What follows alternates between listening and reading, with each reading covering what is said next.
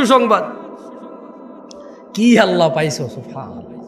আমি মাঝে মধ্যে চিন্তা করি, আল্লাহ এত দয়ালু না হলে, আল্লাহ এত দয়ালু না হলে আমরা পৃথিবীতেই শেষ হয়ে যেতাম।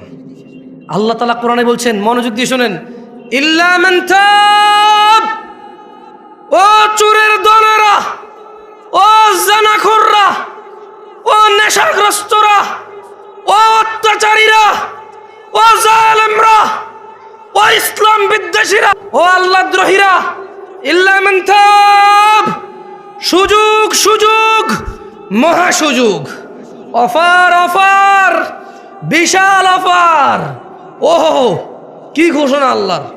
অতঃপর যেই ব্যক্তি অন্যায়, চুরি হোক, যা হোক, নেশা হোক, জানা হোক, যে কোনো অন্যায় হোক, ইল্লা মান তাব, অন্যায় যত হোক, যে ব্যক্তি অন্যায় থেকে তওবা করলো, ফিরে আসলো, ওয়া আমানা, আল্লাহর প্রতি ঈমান আনলো, ওয়া আমিলা আমালান সালিহা, অপরাধ জমিন থেকে আসমানের মেঘমালা, অপরাধ জমিন পরিপূর্ণ হয়ে আছে, অপরাধ সাগরের অতুলনীয় জায়গায় পৌঁছে গেছে।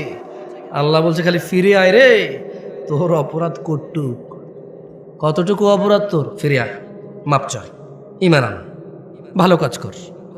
তো বয়স তো 70 হয়ে গেছে, 35 হয়ে গেছে, 40 হয়ে গেছে, ডেলি একটা মেয়ের সাথে শুইছি, ডেলি 2 লিটার মদ খাইছি, এ আল্লাহ, ফিরে আসলে হবে?